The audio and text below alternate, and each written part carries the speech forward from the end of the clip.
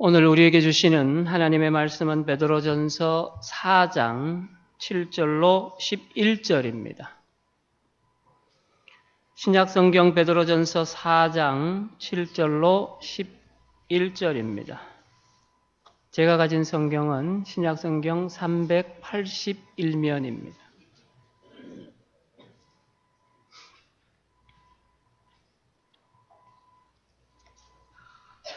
제가 봉독해 드리겠습니다. 만물의 마지막이 가까이 왔으니 그러므로 너희는 정신을 차리고 근신하여 기도하라. 무엇보다도 뜨겁게 서로 사랑할지니 사랑은 허다한 죄를 덮느니라. 서로 대접하기를 원망 없이 하고 각각 은사를 받은 대로 하나님의 여러 가지 은혜를 맡은 선한 청지기 같이 서로 봉사하라. 만일 누가 말하려면 하나님의 말씀을 하는 것 같이 하고 누가 봉사하려면 하나님이 공급하시는 힘으로 하는 것 같이 하라. 이는 범사에 예수 그리스도로 말미암아 하나님이 영광을 받으시게 하려 함이니 그에게 영광과 권능이 세세에 무궁하도록 있느니라. 아멘. 이 시간 오늘 우리 예배의 말씀을 선포해 주시기 위해서 우리 서남교회 출신이며 우리 강석교 원로장로님의 아들 되시고 우리 또 강성구 원로장로님의 동생 되시는 우리 삼본교회 원로 목사님이신 강윤구 목사님 나오셔서 말씀 선포해 주실 때 많은 은혜 받으시기를 바랍니다. 할렐루야로 환영하겠습니다. 할렐루야.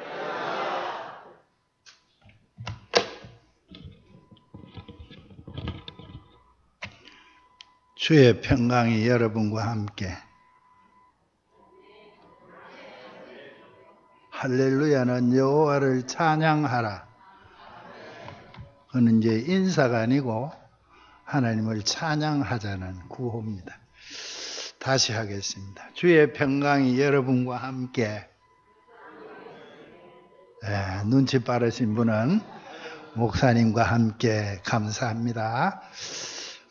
저는 20년 넘게 삼봉교회에 설교하기 전에 꼭 이 인사를 했어요. 주의 평강이 여러분과 함께. 어디 가는 데마다도 이렇게 인사를 했습니다. 설교하기 전에 꼭 주의 평강이 여러분과 함께. 목사님과 함께 하면 말이 기니까 또한 목사님과 함께 더 길죠. 그것까지 해보겠습니다. 주의 평강이 여러분과 함께. 지난 수요일 저녁에, 이번 주 말고 고전 수요일 저녁에 7월 둘째 주 수요일 저녁에 예배 참석했는데 보니까 우리 서남교회는 좌우 인사 말씀들을 많이 시키시더라고요, 목사님이. 그런데 제가 인사하는 데는 좌우를 안 보시네. 그런데 좌우로 인사를 하십니다. 주의 평강이 여러분과 함께. 앞집부터 하고 옆집으로 가십시오. 그러니까 앞집으로 하고 옆집으로 갑니다. 주의 평강이 여러분과 함께.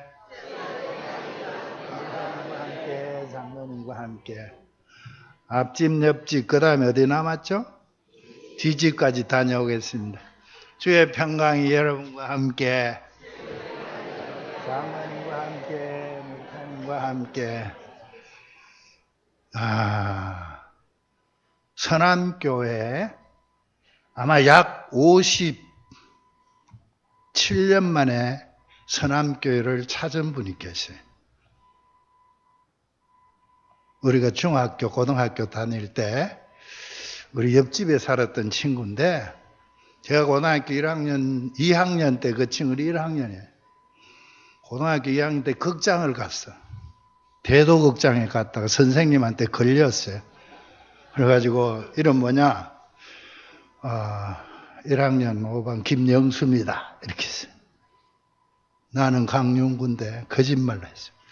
그게 평생 마음에 걸렸어요. 목사가 뭔 거지? 딴 데로 가서 딴 얘기 그만하라 하십니다. 그래서 목사가 돼도 내가 이 친구를 만나서 이 얘기를 꼭 해야 되겠다. 그런데 어느 날 제가 심하는 삼봉교회 그 누나가 오셨어요. 와가지고 이 강윤구가 그 강윤구 맞는가 확인하러 왔대. 그 자기 옆집에 살던 강윤구가 맞냐 이거야. 얼굴 보니까 맞아요. 맞다고. 그래 동생은 어떻게 사냐 그러니까 동생은 안동 사는데 그때 속을 좀 많이 새겼다. 기도 좀 해달라. 기도 열심히 했죠. 하나님 그 친구 찾았는데 나 회개부터 하게 해주십시오. 기도를 많이 하고 저 친구가 안동 남부 북북교회인가? 저 앉았는데 북북교회에 나간다 그래요. 그래서 휴가 5월 어느 날 날짜 빛날 새벽 2시에 일어나서 안동을 갔어요. 찾아가서 만나보는 조그만한 줄 알았는데 나만큼 크더라고. 그래 만나가지고 둘이 앉고 이제 얘기를 했는데 나는 그 얘기부터 하려고. 야, 나 고등학교 2학년 때 대도극장 가서 선생님한테 들렸는데 네 이름 댔는 거 미안하다 용서해라. 여러분 그게 별 겁니까? 지나가면 그만이에요. 그러나 하나님 앞에서 내가 잘못했다. 이걸 회개하고 싶어서 찾아가는데 이 친구 그걸 가지고 뭐 그러냐. 얼마나 마음이 편안해졌는지 몰라요. 그래서 이제 여기 온다고 이제 어제 그저께 통화를 했죠. 그래 내가 멀어서 못 갈 것 같은데 저기 와 앉았네 보니까. 올 줄 몰랐습니다. 왜 얘기를 하는가 하면 서남교회 57년 전에 중등부에 고등부에 같이 다녔던 친구가 방황을 하다가 지금 이제 70이 다 돼가는 마당에 열심히 교회 나가시고 지금 안수 집사가 됐어요. 그래서 그 관계가 회복된 뒤에는 그 옛날 끈끈했던 우정, 사랑 이게 회복이 돼가지고 농사지면 뭘 자꾸 보내네요. 국산 순, 국산 참깨, 참기름.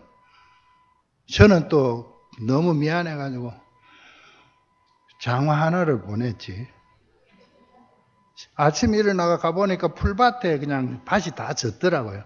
장화를 하나 본. 별거 아닌 것 같은데 그 회복된 사랑을 통한 정, 이게 지금도 나뉘어지고 너무 감사해요. 여기 앉은 친구들 중에는 김영수 아는 친구들이 몇이 있습니다. 하순봉, 정지룡 장로 오셨나 모르겠네. 그 다 중고등부 때 같이 토닥거리던 친구들인데 다 은퇴하셨죠. 어쨌든 하나님께서 이런 기회를 통해서 서남교회 옛정을 다시 한번 회복시켜 준다. 그런 생각을 해서 감사를 드립니다. 한경직 목사님이 살아계실 때 마지막 돌아가시기 얼마 전에 한국에 지도자급 되는 목사님들이 5분이 찾아가서 목사님 한국교회를 위해서 수고를 많이 하셨는데 목사님 돌아가시기 전에 한국교회에 해주고 싶은 남길 말씀 계시면 한마디 해주십시오. 한경직 목사님이 목사님들 예수 잘 믿으십시오. 그러시더라는 거예요.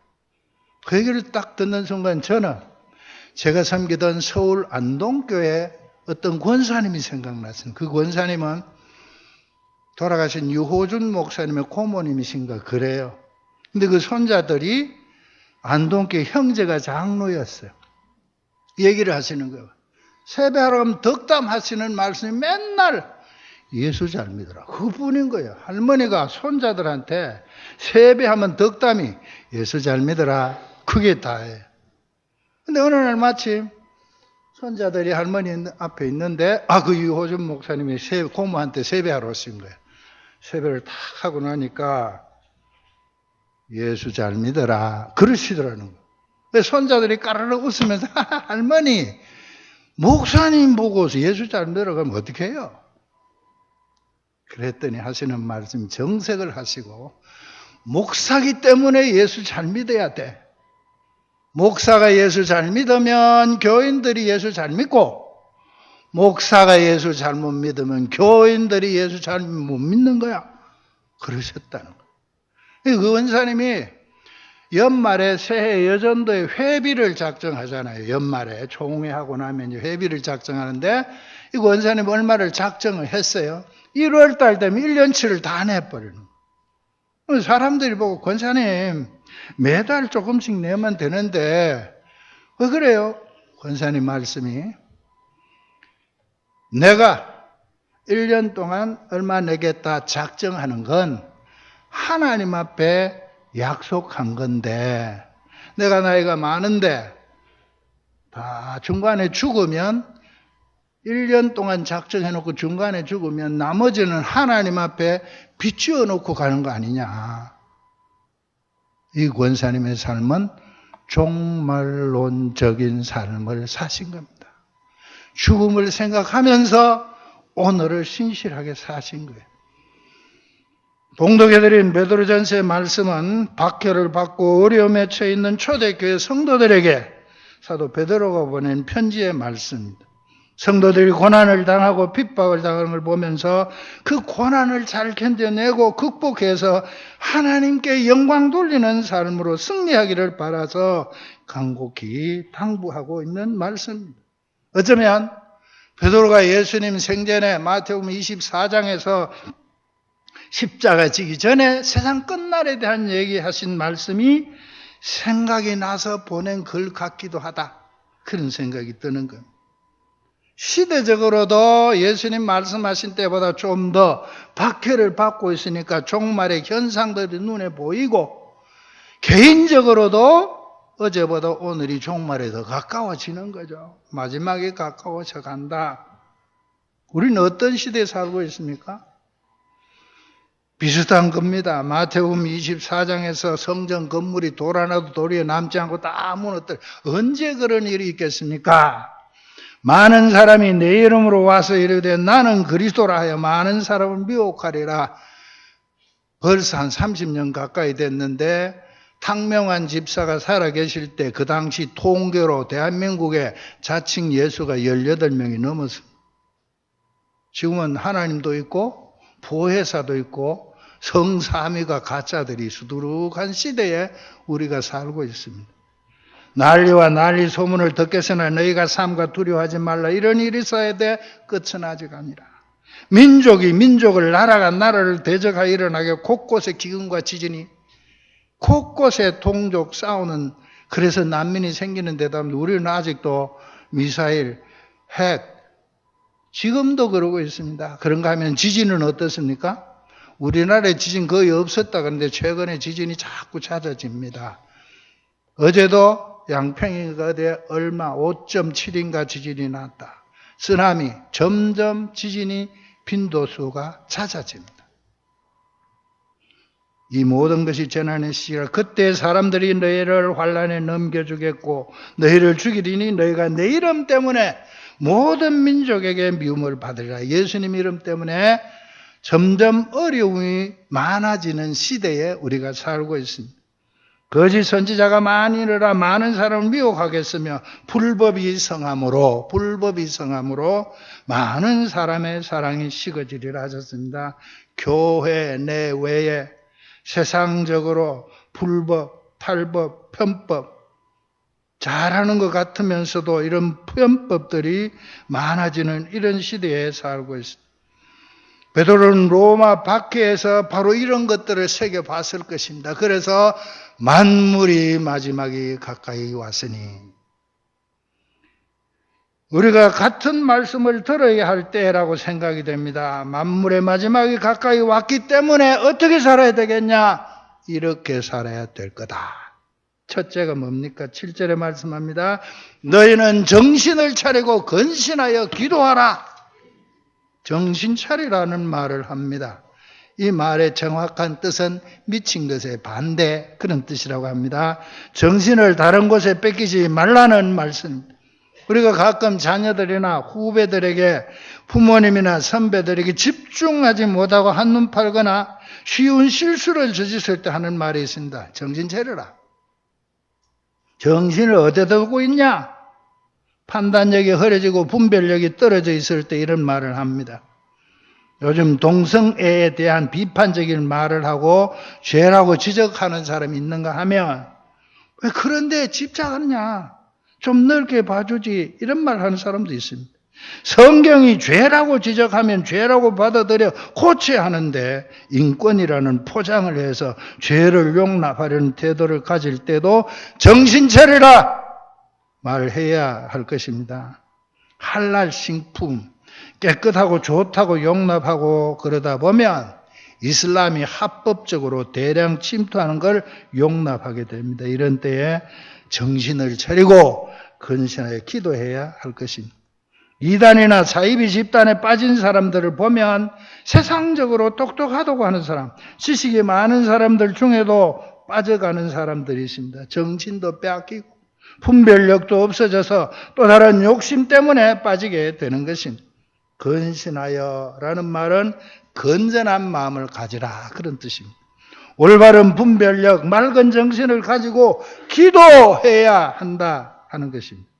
한국교회 기도 생활은 어떻습니까? 산기도가 식어진 지는 오래됐습니다. 밤을 새워 철야 기도하던 교회도 식어져 갑니다. 교회적으로도 정신 차리고 건신하여 기도해야겠고 개인도 그래야 할 것입니다.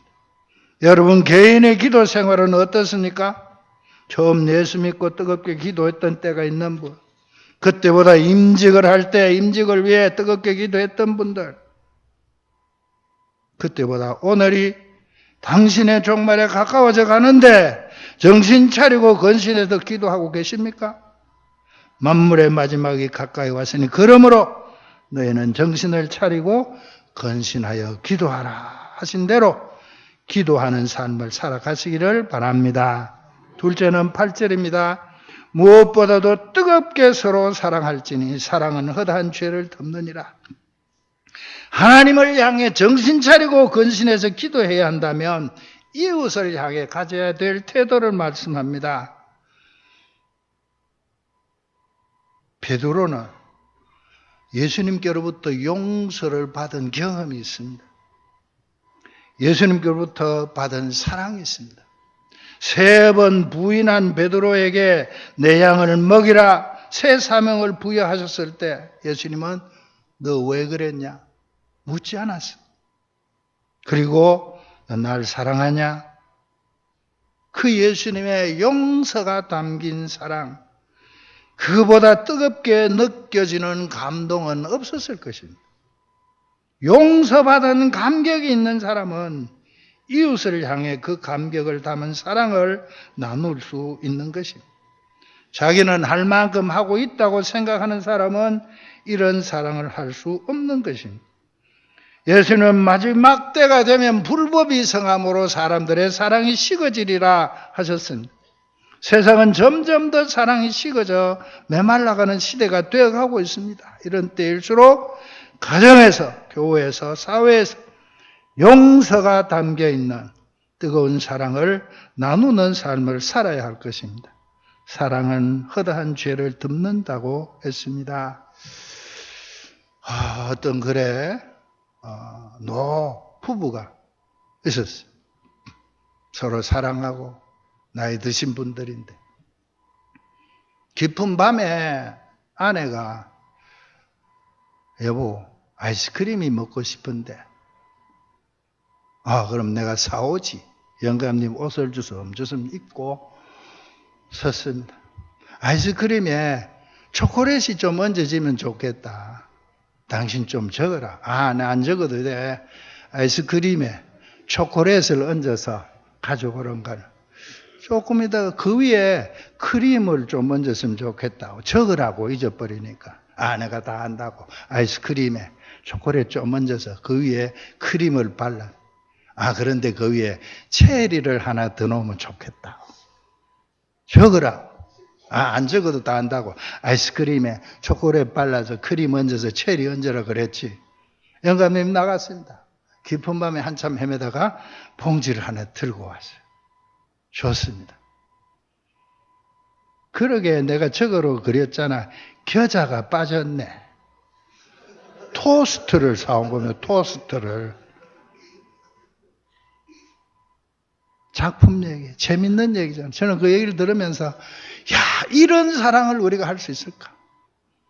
안 적어왔지만 실수잖아요. 아이스크림 사오라 그러는데 토스트 다 왔는데도 체리가 하나 빠졌잖아. 이 내외는 알츠하이머 병을 앓는 노인들이었다는 겁니다. 사랑은 적은 실수도 덮고 용납합니다. 마지막 때가 가까움을 볼수록 이런 사랑이 우리에게 필요하지 않는가. 가정에서부터 교회, 사랑 얘기를 제일 많이 하는 교회, 그리고 나아가서 세상을 향해서 사랑하는 우리의 삶이 되기를 바랍니다. 셋째는 9절 말씀입니다. 서로 대접하기를 원망 없이 하고, 손님 대접은 사랑 실천의 한 방법이라 할 수 있습니다. 초대교회 당시 손님 대접하는 행위는 교회의 귀한 덕목으로 여겨졌습니다. 예수님께서 양과 염소를, 의인과 악인을 나누는 마지막 심판을 말씀하시면서 의인을 향해서 말씀하시죠. 내 아버지께 복받을 자들이여, 나와 창세로부터 너희를 위하여 예비된 나라를 상속받으라. 내가 줄일 때에 너희가 먹을 것을 주었고, 목마를 때에 마시게 하였고, 나그네 되었을 때 영접하였고, 헐벗었을 때 옷을 입혔고, 병들었을 때 돌봤고, 옥에 갇혔을 때 와서 보았느니라. 모두 다른 사람을 대접하는 모습입니다. 특히 나그네를 잘 대접하는 것은 그 당시에도 미덕이었지만 지금도 소중한 일이 되고 있습니다.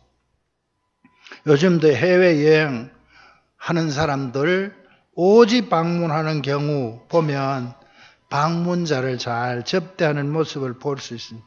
때묻지 않은 순수하고 아름다운 모습이 비치는 것 사실입니다. 쉴 곳 없는 나그네에게 쉴 곳을 제공해 주는 것은 좋은 소문을 널리 내게 하는 한 방법이 되기도 합니다. 아브라함은 부지 중에 천사를 대접했다고 했습니다. 이 경주가 가까운데 경주의 최부자 때 얘기에 제가 다는 몰라요. 잠깐 들은 것 중에 부자로서 300년 동안 그 부를 이어간 집은 없다는 거예요. 근데 이 집은 12대 300년 동안 그 부를 이어갔다는 거예요. 근데 그 중에 여러 가훈이 12가지가 있는데 제가 2가지밖에 생각이 안 나는데, 하나는 벼슬은 진사 이상은 하지 말아라. 권력을 누릴 수 있는 자리에 올라가지 말라는 거예요. 적당한 자리에서 자기를 표현할 수 있는 자리. 또 하나는 우리 집에 오는 손님은 극진히 대접하라. 그 당시 손님이 찾아오는데 여관이 없습니다. 근데 자기 집에 오는 사람을 극진히 대접해서 보내놓으면 전국에서 경주 최부자 얘기가 전해지게 되어 있어요. 그런 삶을 살아서 12대 300년 동안 부를 유지하다가 마지막에 그 부는 학교 짓는데 다 희사를 했다. 그런 얘기를 들은 적이 있습니다. 가정에서, 교회에서, 사회에서 서로 대접해 주는 일은 모든 공동체가 행복하게 되는 방법이기도 합니다. 대접하는 일의 기본은, 다른 사람을 대접하는 일의 기본은 남의 자존감을 상하지 않는 데서 시작이 되는 것입니다. 아침마당이라는 프로를 자주 봅니다. 수요일에는 요즘 부부 상담을 하죠. 그 시작할 때 어느 한 부부 얘기를, 중요한 얘기 같아요. 남편이 자꾸 가출을 해서 자기 부모인데 가서 자기도 하고 자꾸 그러는 거예요. 아내는 애를 데리고 한 잔씩 하고 오고, 두 사람이 이제 자꾸 그래서 상담을 하는데, 남자가 하는 얘기가 뭔가 하면, 내가 그래도 가장인데 집에서 기르는 개보다가 취급을 못 받아도 되겠냐? 자존심이 상한다 이거예요. 왜 그러냐? 아내가 강아지를 좋아하는데 강아지 치료비는 50만 원을 쓰면서 자기한테는 30만 원도 안 준다, 이거 용돈. 별거 아닌 것 같지만 자존심을 건드려 놓으면 모든 관계가 깨지기 쉽다는 얘기입니다.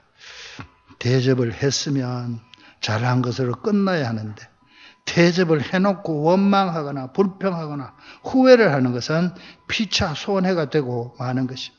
서로 대접하기를 원망 없이 해서 사랑의 공동체를 이뤄가는 여러분의 가정과 교회가 되기를 바랍니다.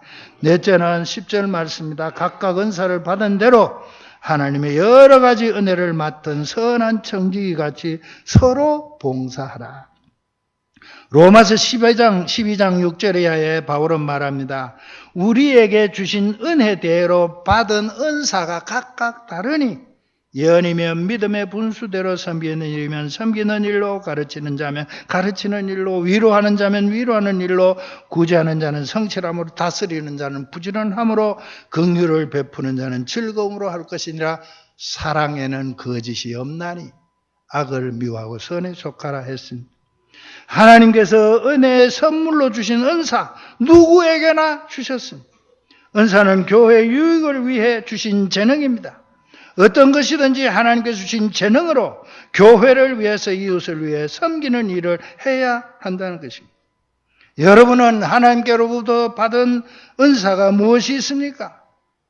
하나님께서 주신 은사를 잘 찾아 기억하시고 그것으로 가정에서, 교회에서, 사회에서 이웃을 섬기고 하나님을 섬김으로 복된 삶을 이루어 가시기를 바랍니다.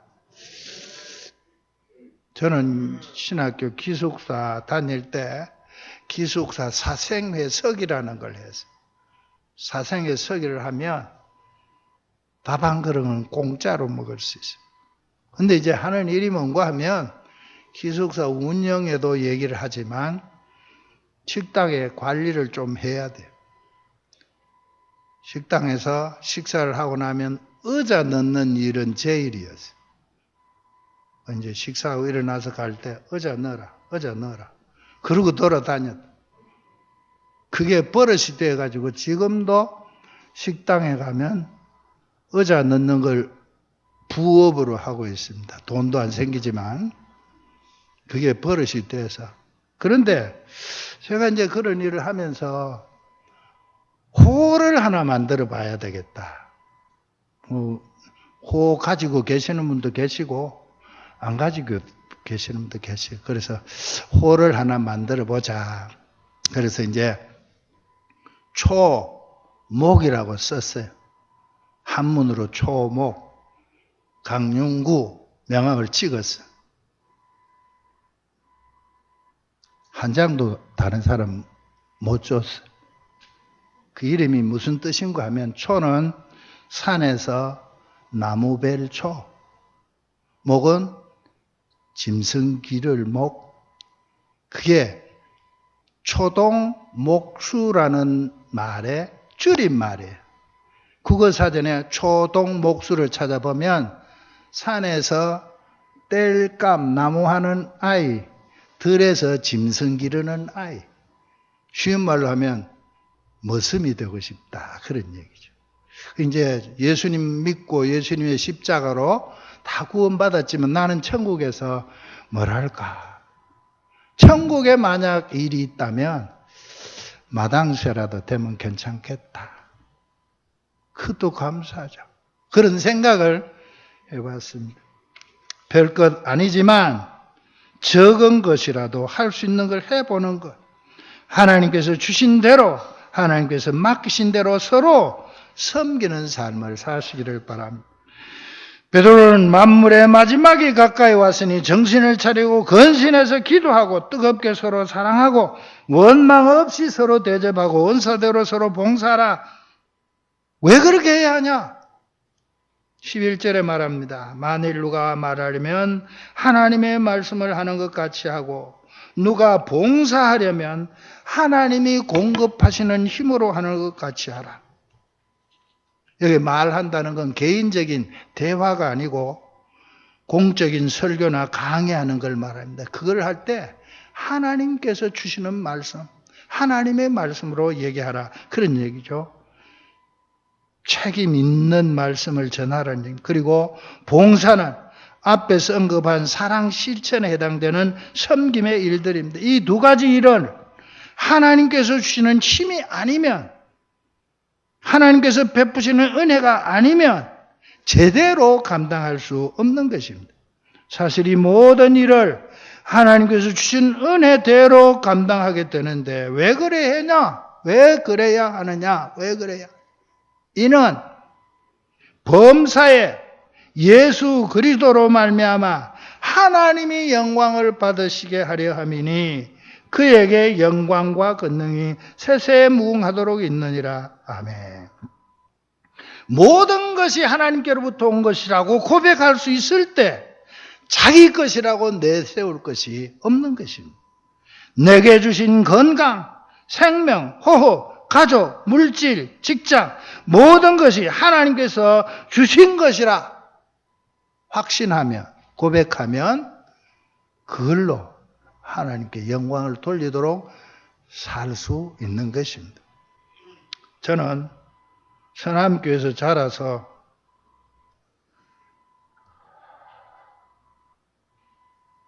68년도에 신학교를 입학했다가 폐결핵을 6년을 앓고 74년도에 다시 입학을 해서 졸업을 했습니다. 74년 10월부터 인천 제3교회 교육전도사로 시작해서 삼봉교회 원로목사가 되기까지 42년 동안 하나님 은혜로 모든 사역을 하느라고 했어요. 근데 돌이켜보고 생각해보면 하나님, 나는 참 부족합니다. 하나님 앞에 한 게 별로 없습니다. 그럼에도 불구하고 하나님의 은혜로 이런 자리에 있을 수 있게 해주셔서 감사합니다. 받을 자격이 없고 받을 만하지도 못한데도 하나님께서 대접해 주는 걸 생각해 보면 감사해요. 하나님, 지금 내가 있도록 지금까지 어려운 중에도 인도해 주셔서 참 감사합니다. 그런가 하면 하나님, 죄송합니다. 더 열심히 더 충성하고 많은 사람을 사랑하고 주님의 말씀을 나누어야 되는데 더 잘하지 못해서 죄송합니다. 그리고 하나님, 은퇴 후에도 하나님 주신 생명을 가지고 하나님께서 하실 일에 어떻게 쓰이든지 감당하겠습니다. 저의 앞날에 대한 기대, 그리고 제가 심어했던 삼봉교회 앞날에 대한 기대, 이런 게 있어요. 하나님께서 은퇴한 뒤에 내가 어떻게 살까 생각하는 중에 더 기도해야 되겠구나. 그래서 제가 사는 집 이웃교회 새벽 기도를 가서 열심히 기도하고 있습니다. 그리고 제가 수원으로 옮겨서 사는데 부르면서 하나님, 앞으로 내가 어떤 찬송을 좀 더 묵상하면서 살까요? 하나님께서 제게 주신 찬송이 있습니다. 그래서 주신 찬송을 제가 잘 못 불지만 하모니카를 불어서 고백을 하려고 합니다. 다시 한번 말씀을 맺으며 말씀을 드립니다. 만물이 가까이 왔고 우리의 생명은 어제보다 오늘이 마지막에 가까이 가고 있기에 정신을 차리고 근신하여 기도하고 가정에서부터 시작해서 이웃을 향해 피차 용서하고 허물 덮는 사랑이 더욱 뜨거워지고 서로 원망 없이 대접하고 하나님 주신 은사대로 선한 청지기치 봉사하고 그래서 예수 그리스도로 말미암아 하나님께 영광을 돌리는 우리 모두의 삶이 되시기를 바랍니다. 바울은 먹든지 마시든지 무엇을 하든지 다 하나님의 영광을 위해 하라고 우리에게 전해줍니다.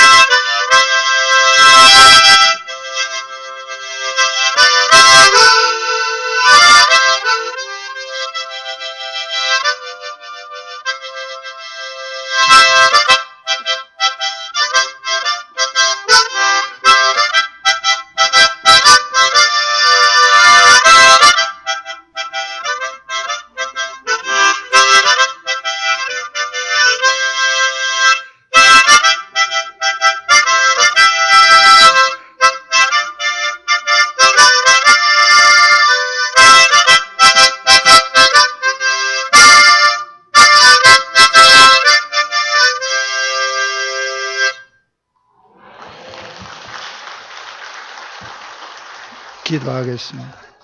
전지전능하시고 자비하신 아빠 아버지 하나님, 만물의 마지막이 가까이 왔으니 정신 차리고 근신해서 기도하라. 서로 사랑하라. 서로 대접하라. 봉사하라. 일러주셨습니다. 우리의 죽음도 어제보다 오늘이 더 가까워져 가고 우리의 마지막도 가까워져 가고 세상도 마지막이 더 가까이 갈 때 우리는 오늘을 죽음을 생각하며 앞날을 생각하며 주님께 영광 돌리는 삶을 온전히 이루어가는 저희들 되게 해 주옵소서. 부족한 종이 잘못 전한 건 다 제해 주시고 꼭 필요한 말씀들만 새겨서 하나님을 기쁘시게 되는 모두가 되도록 이끌어 주옵소서. 우리 구주 예수 그리스도 이름으로 기도하옵나이다. 아멘.